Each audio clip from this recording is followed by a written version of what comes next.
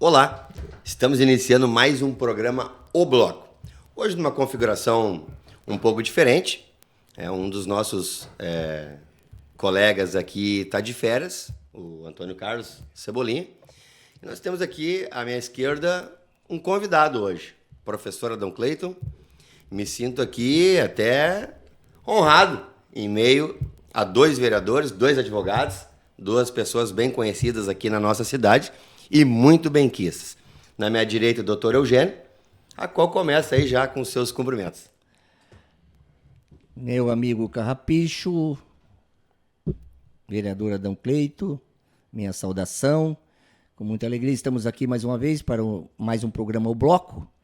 E eu também me sinto muito honrado em estar aqui sendo ladeado por um ex-vereador, ex-presidente da Câmara. Grande empresário. Grande empresário. Paridade. Destaque da política de Butiá. Estamos aí então para mais um programa.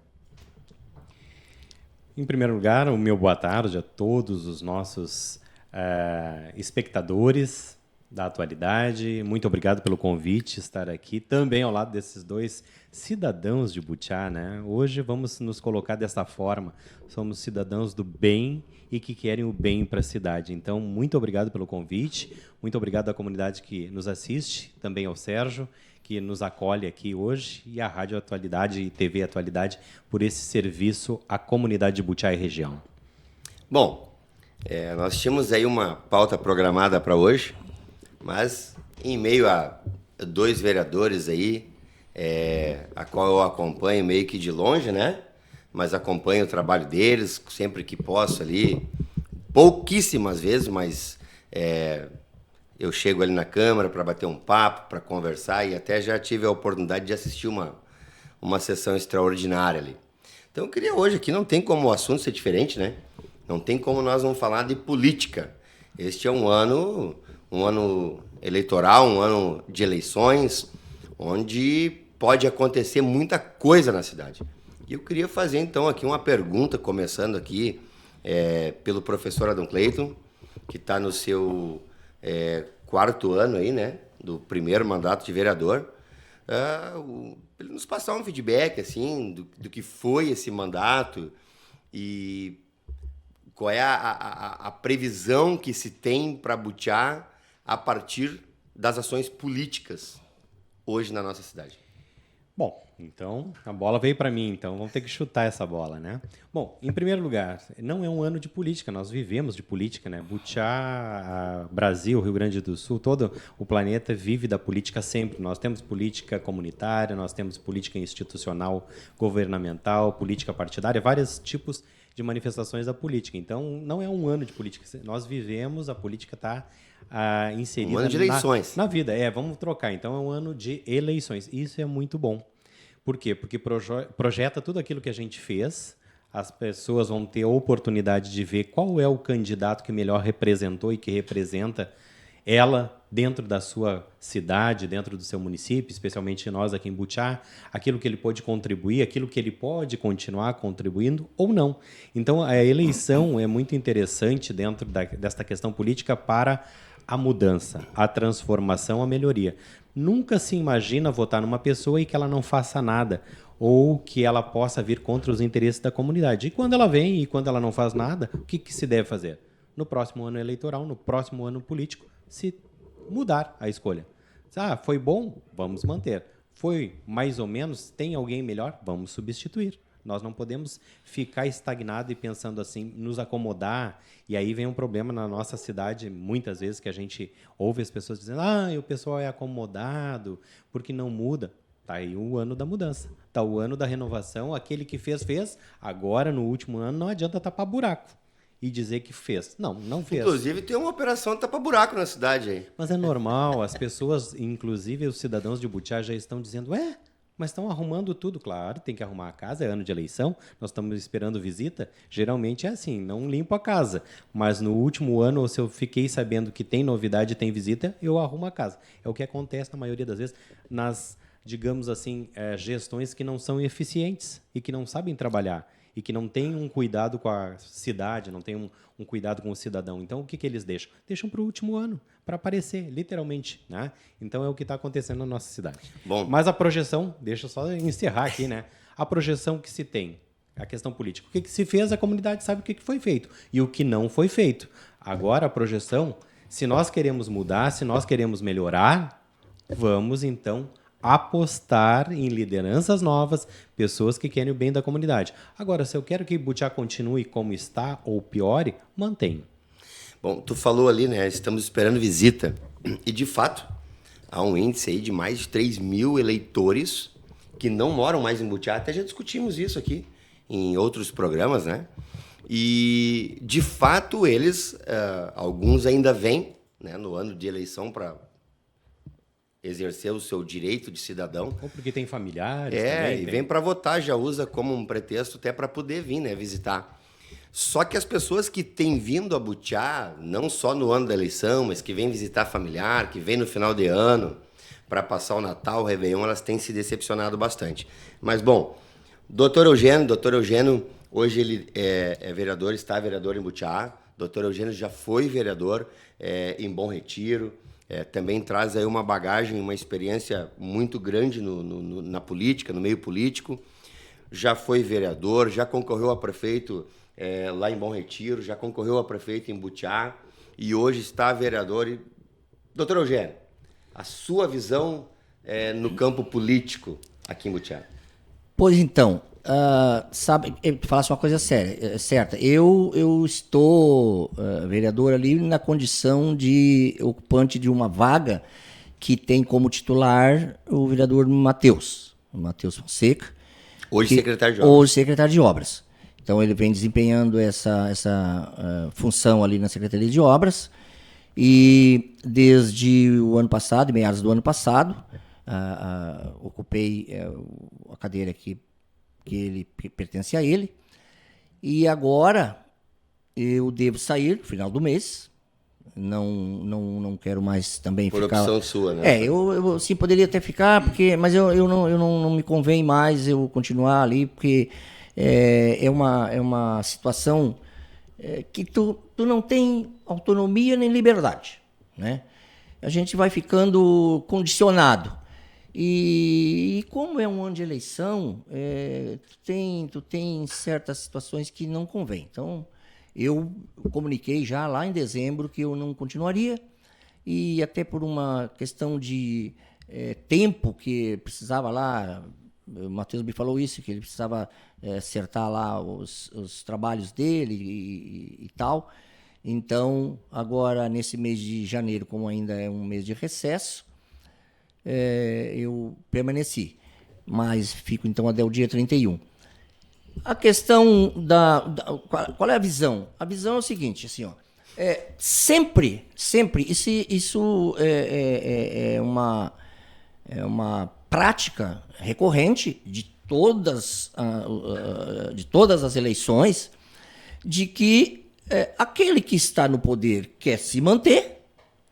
E tem aqueles que acham que aquela administração ali tem problemas e se coloca à disposição da comunidade para fazer uma mudança, apresentando novas propostas e trazendo uma perspectiva de novos rumos.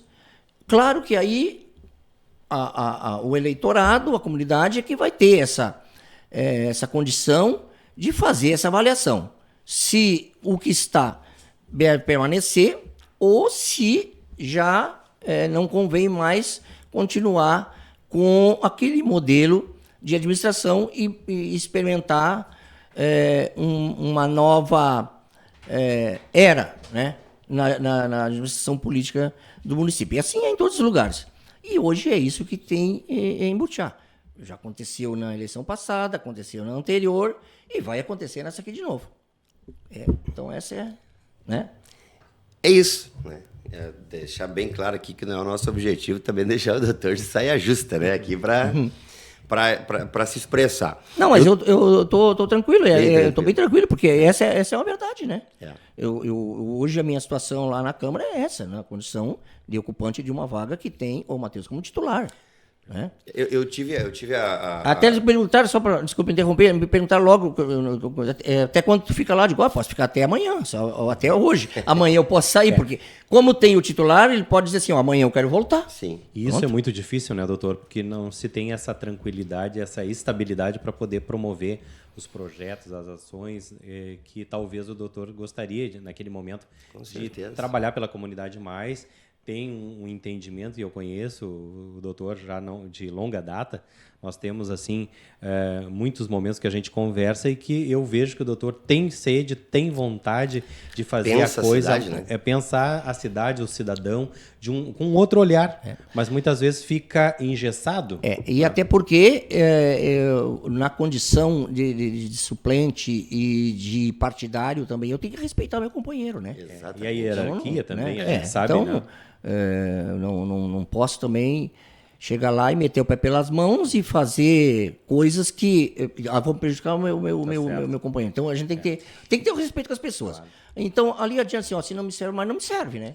Então, infelizmente hoje a gente tem um problema sério na Câmara de Vereadores, porque todos ali estão representando a comunidade, mas hoje nós temos literalmente 2 partidos de oposição. Né? E os demais, os 7 outros que compõem, são ou do partido do executivo ou da base que alimenta o executivo. Então, fica um trabalho muito difícil, onde 7 não querem, 2 não conseguem construir. E, às vezes, até entre os 7, talvez, no pensamento, a pessoa até ache que deveria ser diferente o entendimento para uma aprovação de uma lei, de um projeto, de alguma coisa. Mas nós sabemos, né, e aí eu tenho liberdade para falar, porque quem mandava em mim já morreu. Quem agora manda é só Deus e eu mesmo, né? Então, assim, nós, enquanto partidários de uma sigla de oposição, temos liberdade de atuação, de falar, de reclamar, de opinar, mas nem sempre aquele que está na base consegue. Porque tem algumas questões de hierarquia que a gente sabe que se sobressaem e que até prejudicam a pessoa. Então, naquele momento, alguns até gostariam de opinar diferente, de pensar diferente, de agir, de fazer diferente, mas não podem. E aí, 2 votos dificilmente conseguem transformar a ideia de um coletivo de 7. Mas eu quero te dizer uma coisa. Mas as pessoas podem ouvir e podem ver que a gente se manifesta, e se o povo acompanhasse, se o povo estivesse junto conosco, seria diferente. Muitas coisas não seriam aprovadas, muitas coisas não seriam feitas na surdina. E uma situação assim também a gente tem que considerar que a grande maioria dos projetos que passam pela Câmara, ela precisa de 5 votos para aprovar. Não é nem de 6, nem de 7. 6 já é o quórum máximo qualificado. Né? Pela nossa situação aqui de população e de eleitorado, sim, né? Sim, a nossa situação, a nossa realidade, né? Mas então, sabe que eu tive a oportunidade também de estar vereador ali, período 2012 a 2016, e a gente teve várias experiências ali, né? Eu também fui vereador de oposição, sempre aquela oposição consciente, como eu tenho acompanhado teu trabalho e tenho visto que é isso. E realmente se tem essa liberdade, né? Se tem essa liberdade, eu tinha uma liberdade também partidária para poder me manifestar a favor ou contra as ações do governo. E eu sempre me manifestei de maneira positiva quando se era algo bom para a população, para a cidade, e sempre me opus àquilo que a gente sabia que não era o correto. Porém, eu observo ali, e nós tivemos também a experiência de ter colegas vereadores na sua situação, doutor, que assumiram uma cadeira provisória e eu lembro que eles tinham certas limitações. Eu lembro que, eu acho que foi em 2013, entrou um projeto na Câmara sobre aumento de tributação de IPTU, enfim. O presidente da época não quis abraçar a ideia, tirou, negociou com o governo, que é o que a gente sabe que acontece, essas negociações entre o Poder Legislativo e o executivo, e foi retirado do projeto. No ano 2014 voltou. O presidente era outro. Eu fui conversar com ele e disse, cara, em 2013 esse projeto entrou em agosto aqui na casa e o presidente negociou e devolveu. Eu acho que a conta fica um pouco pesada para ti, tu aceita isso. Pois é, mas vem do governo, coisa e tal. Começamos a conversar com os vereadores. E eu lembro que na época só quem foi contrário à minha sugestão foi o líder de governo, que depois acabou saindo do governo e hoje voltou para lá, que é o vereador Eliseu Andrin, ex-vereador, e o ex-vereador que era suplente, que era o Mocreto, Edson Martinez. Por quê? Porque era suplente e não tinha como votar contra aquilo. A gente conseguiu derrubar, na época eu fui criticado, o prefeito até foi na rádio, falou que o que sustenta a máquina pública é o imposto e coisa e tal, mas nós conseguimos derrubar com uma base, porque simplesmente veio um projeto de aumento de IPTU para a Câmara sem uma qualificação. Não havia critérios por bairro, rua asfaltada, rua pavimentada, estrada de chão, rua com saneamento básico, era tudo igual. Por exemplo, o cara tinha um prédio de luxo no centro e o cara lá no bairro Charrua, onde eu moro, tinha um galinheiro no fundo do pátio lá, uma casa de cachorro, que hoje é tudo medido, até a casa de cachorro é medido para entrar no IPTU, e pagava o mesmo valor do cara no centro. Então, o que eu queria? Eu não era contra aquele aumento, mas a comunidade já tem que ter um contraponto. Não tem como eu morar numa rua com uma iluminação pública de péssima qualidade, sem saneamento básico, valeta a céu aberto, né? Longe do centro, longe de uma escola, longe de uma farmácia, de um supermercado, e pagar o mesmo valor do cara que mora ali no centro. Com tudo, até questões de segurança. E não tinha uma planta genérica discriminando nada disso. E também veio do ITR, foi retirado, e eu lembro que daí o ITR aumentaram com... esqueci agora a palavra, por decreto, né? No Poder Executivo. E aí, no ano seguinte, em 2015, volta o projeto com alguns critérios. Não como deveria ser, mas já bem mais especificado, já diferenciando. O problema, eu acho que é falta de elaboração. A gestão no sentido assim, até de conhecimento para montar o projeto de lei. Porque nós, nessa última legislatura, temos um problema grave dos projetos virem incompletos, mal feitos, mal elaborados, mal acabados e sem fundamentação jurídica. Em 2016, se aprova numa semana, na outra vem o mesmo projeto porque ficou faltando um aditivo, ficou faltando um item, um artigo, ou tem que tirar um artigo porque não foi lido, não teve parecer adequado, não teve um estudo, e vários projetos não tem nenhum acompanhamento da comunidade. Será que é bom para a comunidade? Agora, por último, veio um projeto, se vocês me permitem falar, para ser votado em uma sessão extraordinária que envolve a comunidade. É um projeto bom? É. Sobre a questão da limpeza dos pátios, né? Que aquele cidadão vai ser compelido pelo poder público, notificado pelo poder público, que tem que limpar, se o pátio está baldio ou não, mas tem que ser feita a limpeza. Se não for feita a limpeza, vai ter um prazo e o poder público vai limpar e depois vai atribuir ao IPTU. Mas isso tem que ser negociado e conversado com a comunidade. Alguém da comunidade que está nos assistindo hoje sabia disso? Pois é, eu não sabia. Então, eu acho que isso é pauta para uma audiência pública. E já foi votado. Um chamamento da população para... uns quesitos. Porque a comunidade vai ser notificada. Quem é que vai notificar? Eu fiz o meu questionamento foi esse. Não que eu seja contra o projeto, e foi isso que eu disse, não sou contra o projeto, mas eu vou me abster de votar. Por quê? Porque este projeto não contempla o valor da multa ou o valor que vai ser atribuído ao IPTU, não fala quem é que vai ser competente para poder fiscalizar, e aí um colega vem me dizer assim, mas tem o fiscal tal. Vocês olharam nas atribuições do cargo se ele pode fazer este tipo de fiscalização? Fiscal a gente sabe que existe no município. Não, agora se trabalha eu não sei. Agora, é atribuição daquela pessoa fazer esse tipo de fiscalização? Nem tudo é atribuição do cargo. E daqui a pouco tá colocando mais uma carga de trabalho em cima de uma cuidado, pessoa que não compete ela. E tem várias outras questões que não veio no bojo da lei. Como é que tu vai aprovar uma lei incompleta? E foi aprovado. Então, é muito complicado a gente legislar se vem simplesmente e voto a cabresto.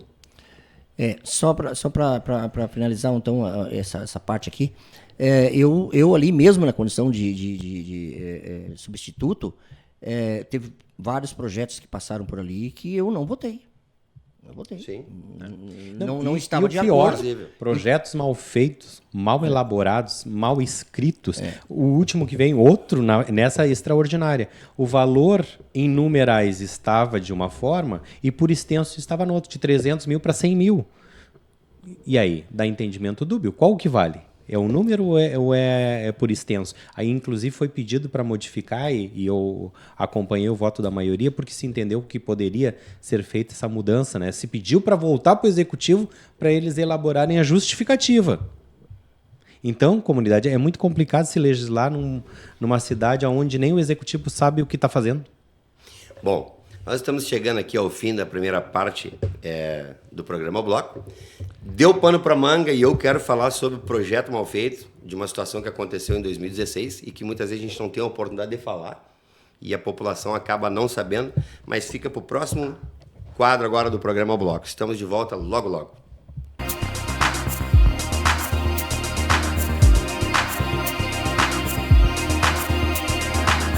Estamos de volta, então. Quero agradecer aqui a produção do programa, né, que nos trouxe uma aguinha. Isso é sempre muito importante, né? Com certeza. O carinho da produção conosco. Já estávamos aqui de boca seca. Pessoal, dando continuidade, então, nós estávamos falando ali sobre a questão de projetos no Poder Legislativo. Em 2016, aconteceu um fato inusitado, né? Para mim, pelo menos. Nós terminamos uma sessão ordinária da Câmara e chegou um protocolo de uma sessão extraordinária, com 6 projetos. Pensei, poxa, cara, a gente acabou de encerrar uma sessão ordinária.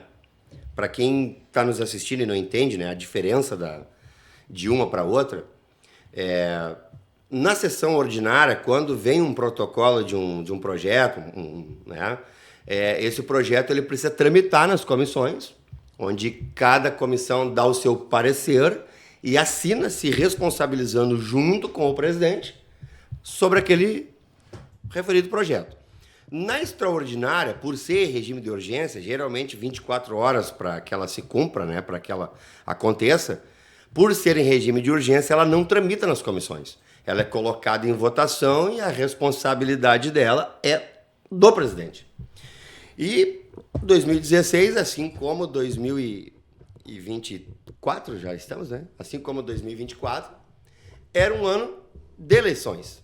E há uma lei, né, federal que diz que durante o período eleitoral alguns projetos não podem acontecer, como doação de área, cedência, né, de qualquer coisa, né, do poder público para o cidadão. Valores, subsídios. Sim, isso não pode, né? E aí eu lembro que na época até consultei alguns colegas de vocês, advogado, para que eu pudesse me livrar daquilo, porque era um crime de improbidade administrativa ser aprovado, né? Tanto para o presidente do Legislativo quanto para o prefeito. Mas parece que o Executivo não estava muito preocupado em proteger o prefeito. O negócio era fazer aqueles projetos acontecerem. E eu entrei em discussão ali, só que daí eu peguei e resolvi, conversei com 8 advogados na época. E eles não conseguiram me dar um parecer sobre o que estava acontecendo. Na época eu pedi para uma pessoa da Câmara lá, uma funcionária da Câmara me ajudar, e ela estava tentando até achar uma maneira de protelar, de ganhar tempo na sessão, para a gente ter tempo de analisar melhor os projetos. Eu fui para a minha sala e fui analisar um por um ali. Com a graça de Deus, né? Quando eu abro os projetos, não tinha um memorial descritivo completo, não tinha assinaturas da arquiteta do município no memorial descritivo, mesmo incompleto que tinha, não tinha o parecer jurídico da procuradoria e não tinha assinatura do prefeito.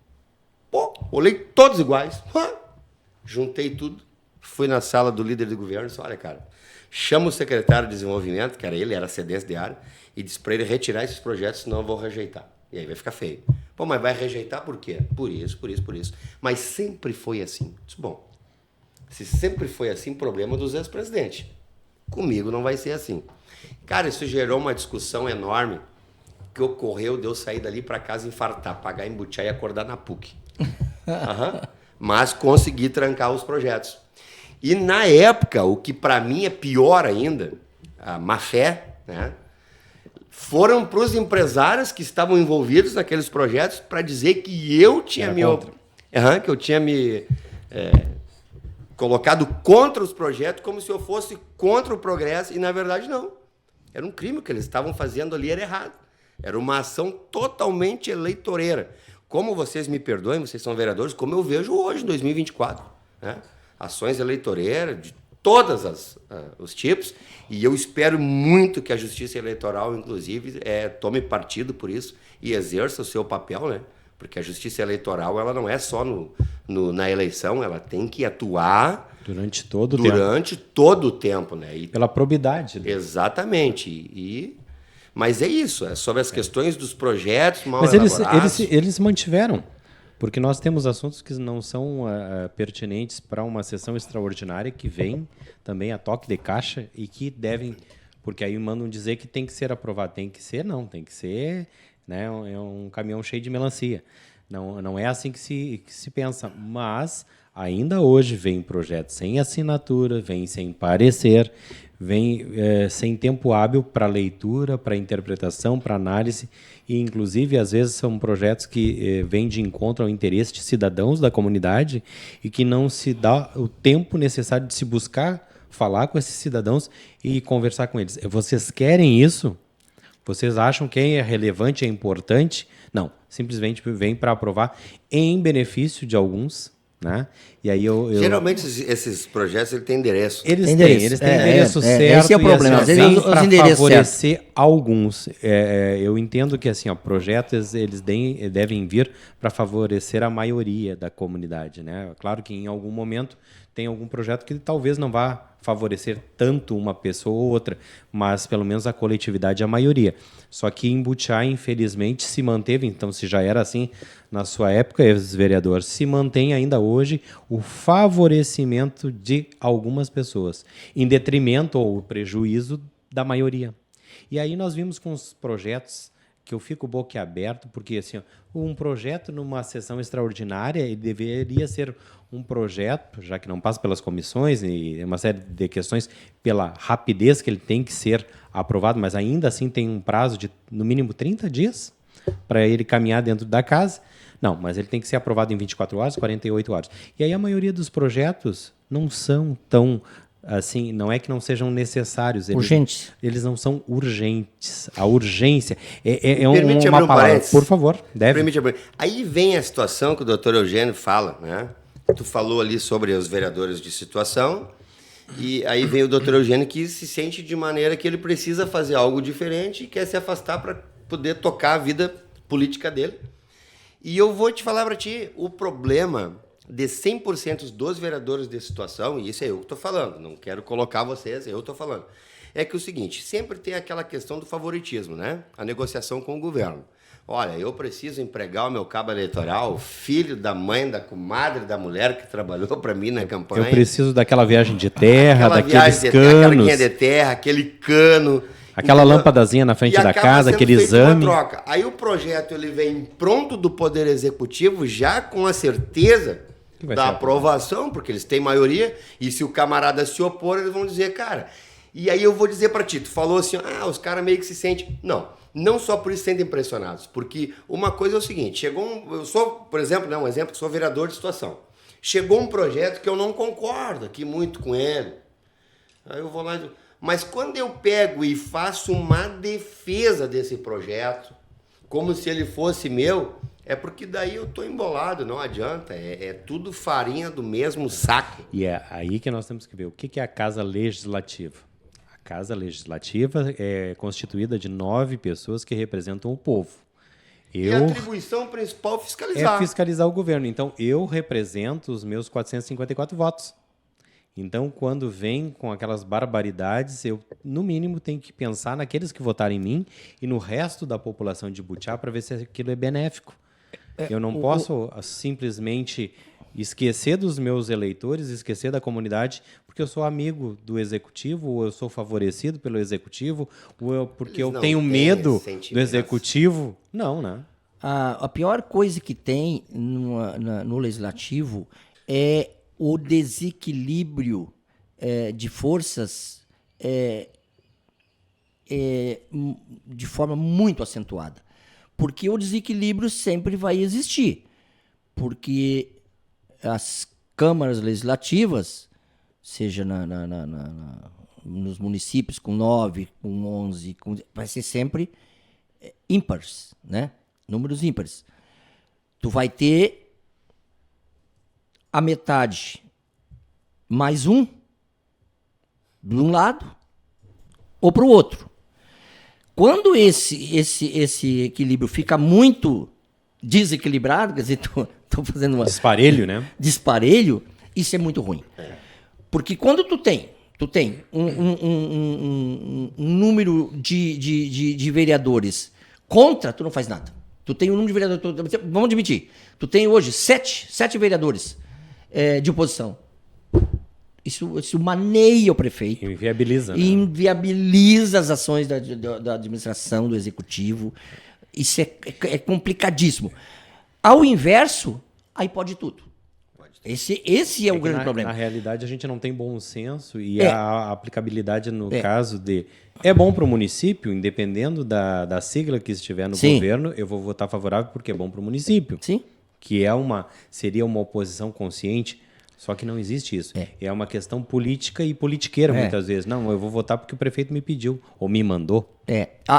Se tu tem, por exemplo, assim, uma Câmara com 5-4, o prefeito já não tem toda aquela segurança, porque qualquer uma discordância de um que seja vinculado à administração, pelo mesmo partido, até por uma composição,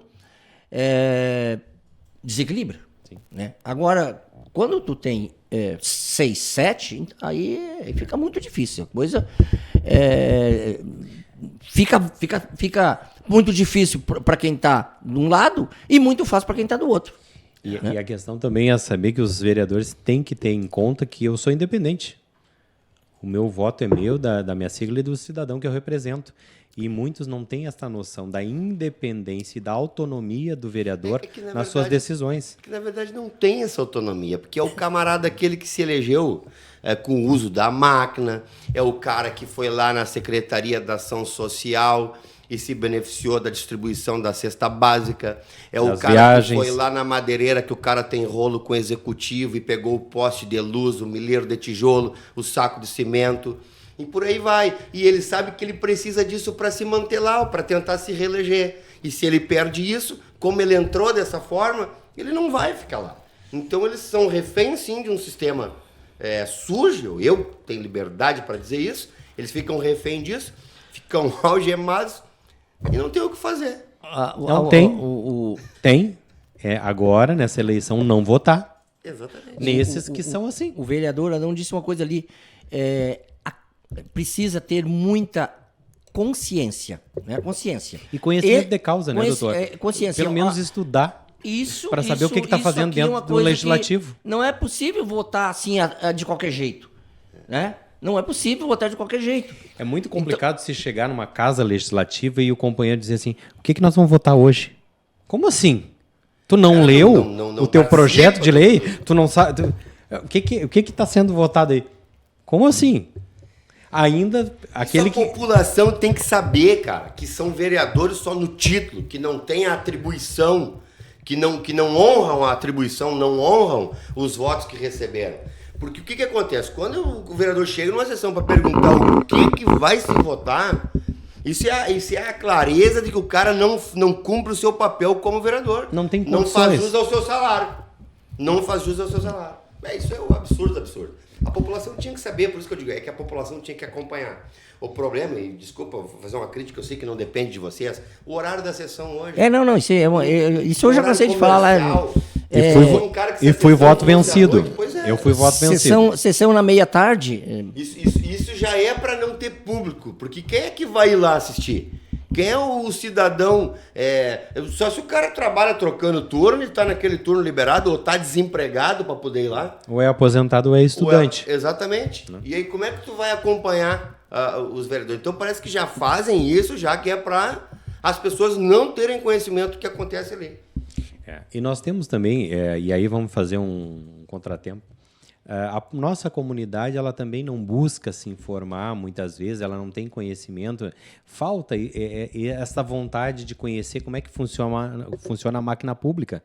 Muitas vezes as pessoas não sabem dos seus direitos, e aí vem até a Câmara de Vereadores ali apavorado porque estão numa situação, num problema grave, e ela não sabe que ela tem direito a receber, a buscar o auxílio junto ao Executivo, e o Executivo acaba se prevalecendo da ignorância da pessoa e dizendo que foi feito, que é uma benesse e que foi um favor, e não é favor, é direito dela. E assim também no Legislativo. A pessoa não sabe como é que é o funcionamento do Legislativo e o que é o Legislativo, porque o Legislativo não é uma extensão da Secretaria de Obras, não é uma extensão da Secretaria de Assistência Social, não é uma extensão da Secretaria de Saúde. Para estar dando consulta, para estar dando exame, para estar dando viagem, para estar dando sacola.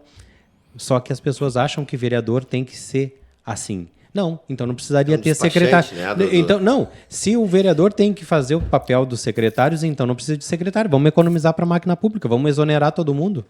E vamos deixar os vereadores, cada um numa secretaria.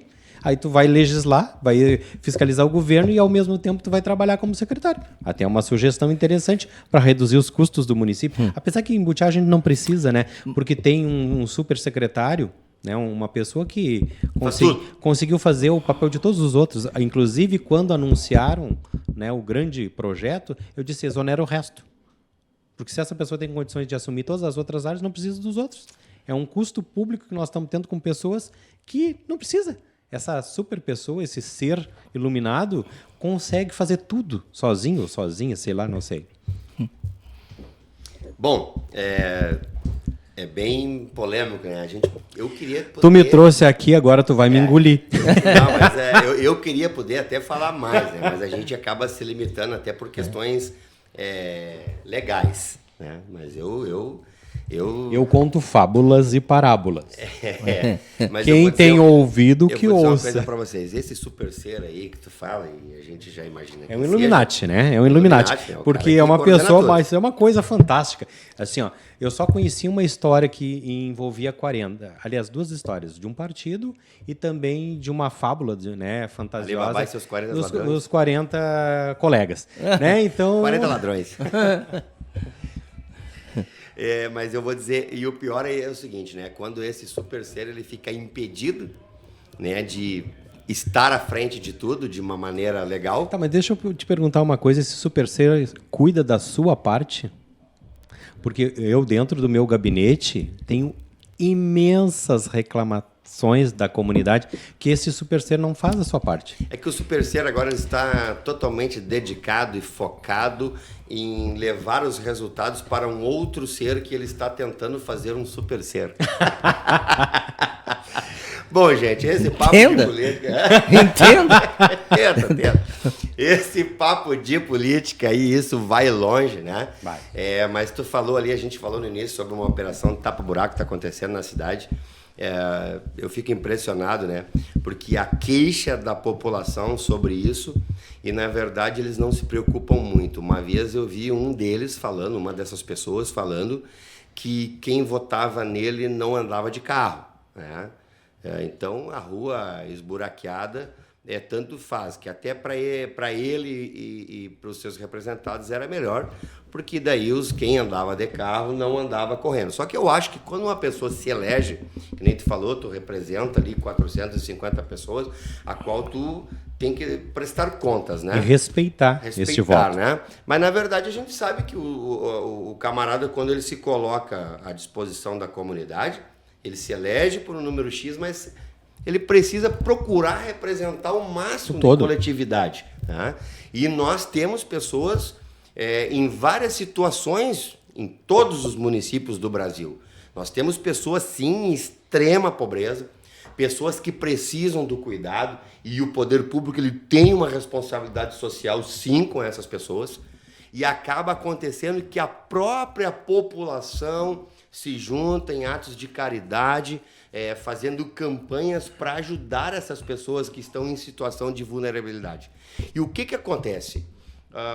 Quando essas pessoas recebem o seu direito, aquilo que é de direito, é cobrado delas como se o camarada que fez a ação recebe para isso, ele tivesse tirado do bolso para ajudar aquela pessoa.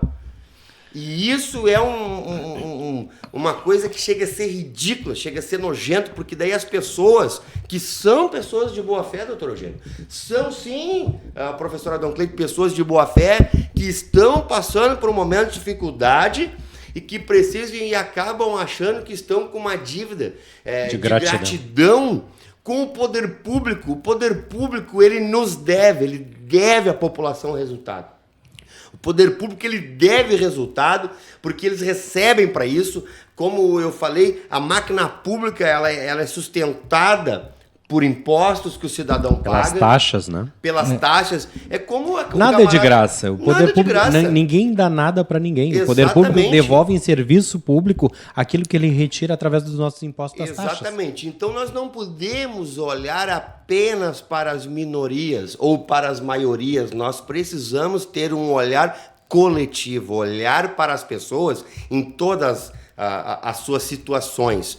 O camarada que ele está aqui, ele depende do que está aqui, que é o cara que emprega ele, porque se esse cara não existia esse equilíbrio, quem vai contratar esse cara para trabalhar, para ter uma vida digna? E infelizmente o que a gente enxerga, eu acho que vai ter que acabar ficando para o último bloco, o que a gente enxerga é que parecem que querem extinguir essa classe que sustenta, de certa forma, o emprego, a economia, para que fiquem dependentes do governo, mas o governo ele não consegue sustentar isso por muito tempo. Todo mundo não, né? Não, e nós entramos, por exemplo, nós pegar a situação aqui de Butiá mesmo. Butiá, quando essa administração assumiu o poder público, e vamos falar dos últimos 7 anos, que é do último prefeito, reeleito junto com o seu vice-prefeito, o déficit do município na questão financeira é absurdo. E pegaram, sim, eu sou testemunha, que pegaram o município com as contas redondinhas. Não tinha sobrando, mas não estava faltando. Mas isso vai ficar para o próximo bloco. Até daqui a pouco.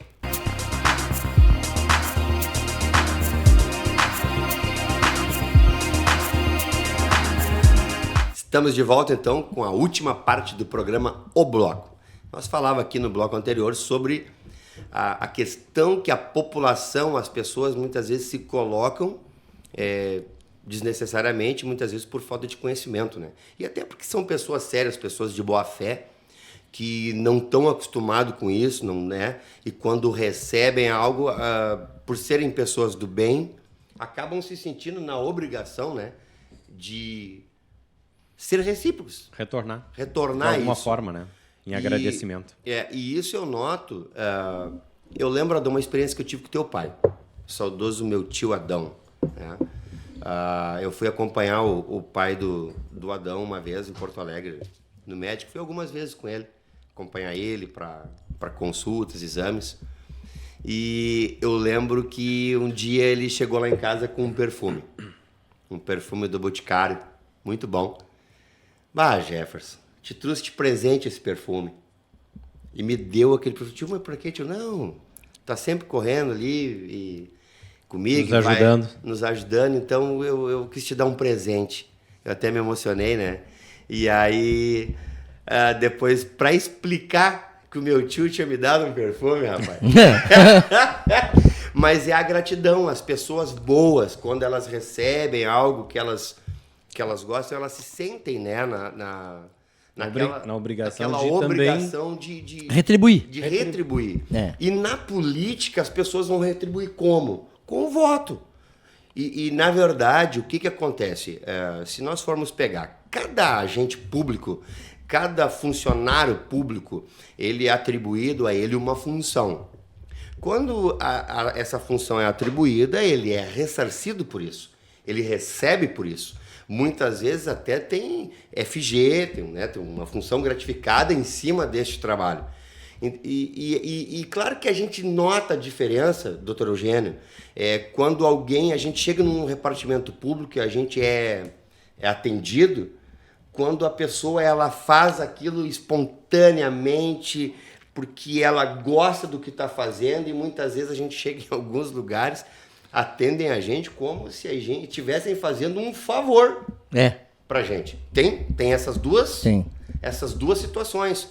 Eu lembro que quando eu era vereador, chegava muita gente ali para reclamar de determinadas repartições públicas, onde eram extremamente mal educadas, as pessoas eram mal recebidas. Às vezes a pessoa, por que acontece? Por exemplo, se eu chegar num lugar onde eu preciso de uma informação ali no poder público, é porque eu não sei.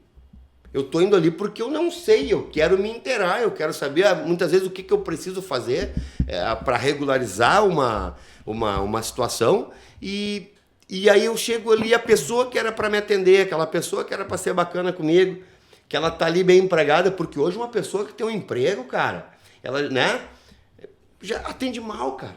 Eu nunca vou esquecer um dia que eu cheguei num local para fiscalizar, tinha 3 meninos ou 4 ali trabalhando, estavam os 4 aqui mexendo no celular. Isso é muito comum. Eu cheguei, parei, fiquei esperando, daqui a pouco um deles olhou para mim, o que era para ti, tio? Pô, cara, não é meu sobrinho, né? Não acho que não é o... Mas aí a gente também tem que fazer a meia-culpa, o setor público, por não promover a formação dessas pessoas. É o que a gente comentava aqui um dia. Muitas pessoas não são treinadas, são jogadas assim, de paraquedas nos locais. E outra coisa, quando a gente tem um funcionário público, nem sempre ele tem aptidão para um determinado serviço, mas ele tem aptidão para outro. Então, tem o ser humano, e agora vamos trazer a linha de professor, né, pedagógica. Nós temos diversos saberes. Uns entendem mais da matemática, outros mais do português, outros mais da história, outros mais da educação física. Assim também é nas relações pessoais e nas relações profissionais. Então, quando se tem um curso técnico, e eu fui professor de curso técnico, a gente tem que trabalhar muito com as aptidões das pessoas, dos alunos. E quando a gente larga um jovem sem nenhum tipo de formação, sem nenhum tipo de treinamento, é um desserviço para o setor público, para o serviço público, inclusive e para o próprio jovem que não aprende nada. E, pelo contrário, leva consigo aquele olhar da comunidade de que é um péssimo profissional. O grande problema é quando tu ocupa os espaços nas repartições públicas com pessoas que não são aptas, quando, na verdade, tu não precisa daquela pessoa. Eu preciso de ter um funcionário aqui para desempenhar esta função. O que eu vou fazer? Eu vou, pelo menos, tentar preparar ele. Agora, quando tem aquela função e eu boto 5 ali dentro, eu não preciso ter. Para estar lá só. Só que isso acaba sendo um desserviço. Exatamente, por exemplo, claro. Um jovem que está, por exemplo, um estágio, né? Qual é a função do estágio? É tu preparar o jovem para o mercado de trabalho. Aí tu pega um jovem, tu deixa ali, tu não cobra, tu não ensina ele. É isso que eu estou dizendo. Ele vai sair dali, vai chegar numa repartição pública para trabalhar e vão demitir ou ele. numa empresa privada, né? Claro. No setor privado, ele não vai conseguir. Eu me expressei né? mal, fui falar no setor privado e falei numa repartição pública. Ele vai chegar ali e ele não vai ficar, não vão ficar com ele. Por quê? Ele não foi preparado. E na cabeça dele, ele acha que ele está certo. Sim, eu já tenho currículo porque eu passei por tal departamento, tal instituição. Tá, mas tu não aprendeu nada, não foi avaliado por ninguém, não foi ensinado por ninguém, porque o estagiário não é para estar sozinho no seu local de trabalho. Ele tem que ter, no mínimo, alguém para orientar ele. Tem que ter um profissional da área que saiba o que está fazendo para ensinar para ele. Ele até pode fazer, mas sempre com o acompanhamento de alguém do setor. E ele não pode assinar nada e ele não pode estar sozinho, porque ele não é ainda um profissional, ele é um aprendiz. Sim. E aí nós temos casos aí, e é muito complicado, em vários setores de órgãos públicos, em que as pessoas dizem, porque eu fui mal atendida, porque não me receberam, porque não fizeram. Realmente a criatura não tem condições. Aquele jovem ou aquela pessoa que está lá, porque às vezes está estagiando ou está prestando serviço como contratado, né, uma pessoa de mais idade, mas ela também não tem formação, ela também não teve nenhum treinamento para estar ali, não tem aptidão. De repente ela é excelente profissional, mas não naquela área que ela está atuando, talvez fosse noutra, talvez não seja na educação, talvez seja na administração, talvez seja na saúde, na assistência social, ou no comércio como atendimento, porque o atendimento ao público é um diferencial. quem tem loja aqui, quem tem empresa. Isso é fundamental, né? qualquer segmento. O atendimento ao público é fundamental, é o cartão de visitas. Então, no momento que eu sou mal atendido numa loja, num supermercado, eu não volto mais.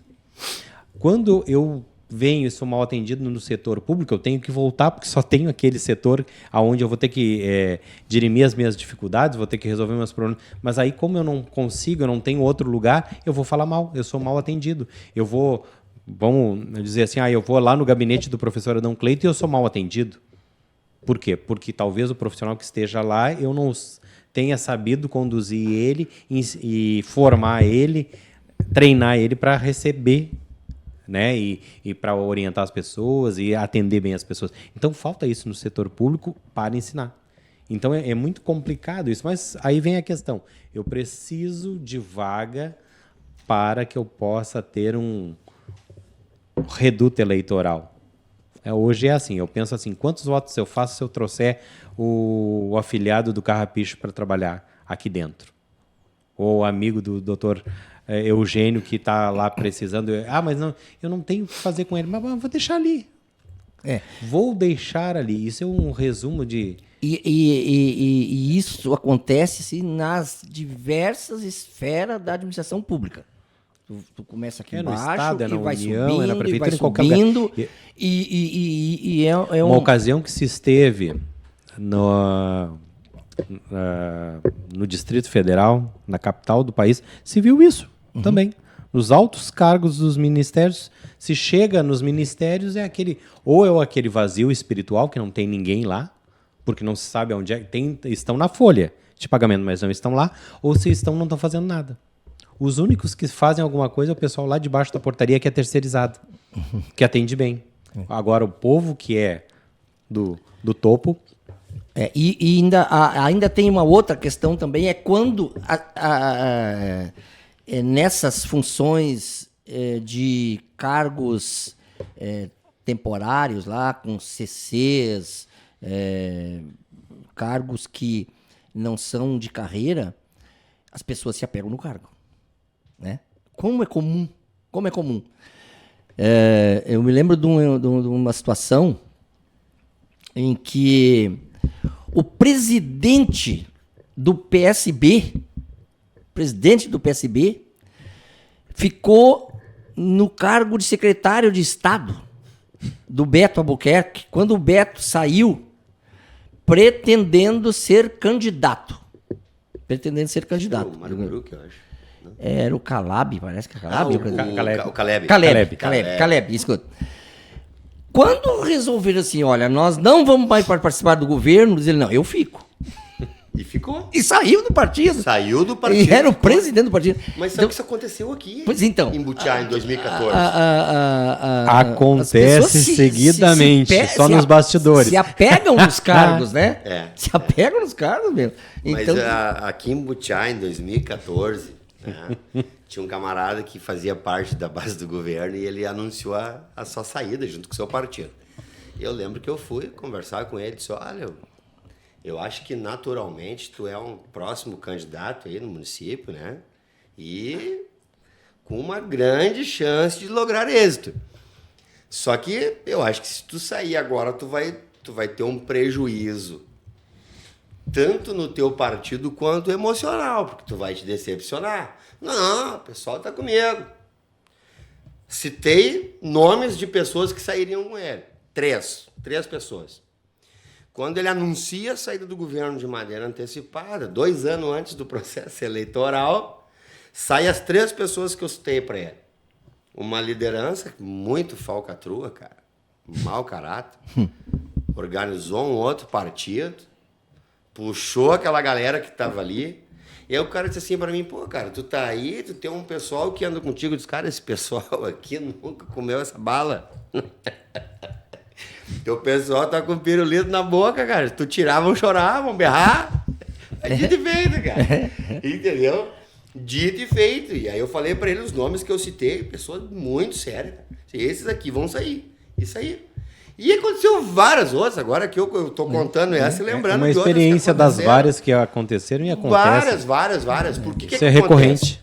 Eu tenho camarada que ele usa como a desculpa a necessidade. Sim. A necessidade. Eu vou dizer uma coisa para vocês. Eu já enfrentei problemas financeiros bem graves e me foi feito oportunidades que eu acredito que qualquer um desses outros teriam pego, sabe? Só que eu sabia que aquilo ali não era algo para me ajudar, mas era para me rotular. Era para mim, mas eu fiquei de fora. Mas a gente vê, acontece. Sim. Agora, essa de 2014, essa foi assim, ó. Foi porque era muita da gente, eram 2 secretarias. Eram 2 secretarias. O que eu falei? O apego ao cargo, né? É verdade. É uma situação bem complicada. Mas, bom, já politicamos bastante, já criticamos, já falamos coisas que eu acho. Mas o senhor que é o âncora. Eu acho que. Qual é a sua visão? A minha visão não dá para expor aqui. Né? Eu saí ali até a viatura ali para me acompanhar aos esclarecimentos. Não, mas qualquer coisa, se o senhor precisar de um habeas corpus... Temos 2 advogados aí. Mas, na verdade, o que eu vejo, né? Eu vejo isso. Eu vejo o uso da máquina pública para manter o voto a cabresto. Eu vejo um aproveitamento escancarado da máquina pública de várias maneiras, de várias formas, de um grupo que quer se eternizar no poder. De um grupo com uma utopia de que vamos fazer uma eleição do sim ou não, nós vamos trazer todo mundo para cá. Só que eu acho que eles estão vendo que nem todo mundo tem um preço. Né? Nem todo mundo está disposto a... Tem pessoas que têm preço, tem outras que têm valor. Exatamente, isso bem colocado, né? Tem pessoas que não têm preço, elas têm valor. E a pessoa que tem valor, ela é diferente, ela acaba não concordando, né? Ela vaza do meio porque não tem como ficar sabendo. Quando tu entra, tem uma coisa que até os líderes religiosos usam muito, eles falam que é a graça da ignorância. A graça da ignorância é aquilo que eu não sei, né? Talvez eu precisasse saber, mas eu não sei. Então eu me isento desta culpa por ignorância, por falta de conhecimento. Mas a partir do momento que eu tomo conhecimento de certas situações, aí eu passo de vítima para cúmplice. Então... Esse era um ditado usado um tempo atrás. Em 2016 houve muito. Aquele que apoia o corrupto, ele não é vítima, ele é cúmplice. Então... Quem tiver ouvidos que ouça. O que eu lamento muito é a mordaça na boca de boa parte da mídia. E eu me sinto feliz hoje estar dentro de uma aqui que eu sei que é 100% imparcial. Porque, infelizmente, nós temos pessoas, funcionários de meios de comunicações, na folha de pagamento, eu tenho a prova aqui, né, que recebem da prefeitura para advogar as causas da administração. E eu lamento quando muitas pessoas entram em contato com uma determinada emissora e lá o camarada que atende, que era simplesmente para aceitar a crítica, torná-la pública para que o poder público se manifeste e resolva o problema, como era antigamente, isso era de fato, e eu sou testemunha que era assim. Essa pessoa, por estar na folha de pagamento da prefeitura, ela defende e muitas vezes zomba daquela pessoa com pouca informação que está ligando num ato de desespero em busca de ajuda. Nós tínhamos antigamente programas nos meios de comunicações em Butiá que eram direcionados à comunidade, para a comunidade se manifestar. E ali a comunidade tinha a oportunidade de criticar ou até mesmo parabenizar alguma ação do governo. E hoje as pessoas não têm esse direito. Por quê? Porque mais de 60%, 70%, talvez 80% da arrecadação dessas emissoras, desses meios de comunicação, são oriundos do poder público. Como tem uma denúncia circulando nas redes sociais aí, de um meio de comunicação que recebe em um ano quase R$240 mil. Mesma que tem funcionários que têm recibos de pagamento de uma secretaria que eu não sei como que se encaixa, mas uma secretaria que é a Secretaria de Saúde. Isso chegou para mim, eu tenho aqui, eu só falo aquilo que eu posso provar. Então isso é vergonhoso. Isso é extremamente vergonhoso e lamentável. Bom, aí pode-se dizer que talvez não seja ilegal, mas seja imoral. Imoral. É isso que eu estou dizendo. Porque o que eles se baseiam muito? Cara, eu estou dentro da lei, isso é legal, mas é imoral. É imoral. E aonde a imoralidade ela prevalece, não tem como ter bons resultados. Eu lamento muito. O problema que a gente assiste, de um modo geral, na maioria dos meios de comunicação, tu falaste uma coisa aí, a mordaça, né? A mordaça com notas de dinheiro. Agora mesmo, recentemente, quase sempre pela manhã, eu ainda antes de levantar, eu ligo a televisão naquele jornal da manhã da Jovem Pan. É bem abrangente, né? Bem extenso. E a Jovem Pan esteve prestes a fechar.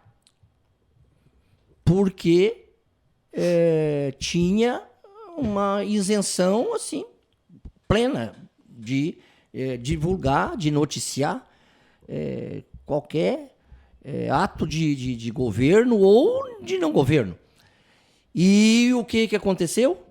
Tiveram que recuar, remodelar a sua forma de programação, demitindo o funcionário para se manter. Estavam correndo o risco de ser essa concessão, perder a concessão. Por quê? Porque o poder público domina, banca. Então, se tu não divulgar aquilo que é interessante, não tem. Mas, doutor, não vivemos uma democracia? A liberdade de expressão não é o que é. O Brasil não vive uma democracia. Sim. Não, só para saber. Nós falamos aqui, uma democracia não tem preso político. Aonde que a democracia é em Cuba? Não tem pessoa. Só pode. Não tem juízes. Venezuela. Juízes jornalistas no exterior, né? Exilado. E além disso, tem também a situação interna aqui do país que a gente está vendo, assistindo aí, em que um dos poderes está ajoelhado, né? Vão fazer batida dentro do Congresso Nacional, na Casa dos Parlamentares, como as duas que aconteceram agora, absurdamente, e o Legislativo simplesmente complacente com aquilo que está ali, silencioso. É um absurdo. É que também, se nós formos analisar hoje a estrutura que nós temos de pessoas, e aí até não trago as instituições, mas de pessoas que comandam essas instituições, elas estão interligadas pela corrupção. Então, um literalmente tem o outro na mão. Infelizmente, é verdade, mas nós vamos ter que deixar esse assunto para um próximo programa. Estamos chegando ao fim do programa Ao Bloco de hoje. Desejamos aí uma boa estadia na praia para o nosso colega que está lá de férias, Antônio Carlos. Um forte abraço a ele, um forte abraço a todos vocês. Muito obrigado, um abraço a todos. Muito obrigado mais uma vez e um abraço a todos. Valeu, produção.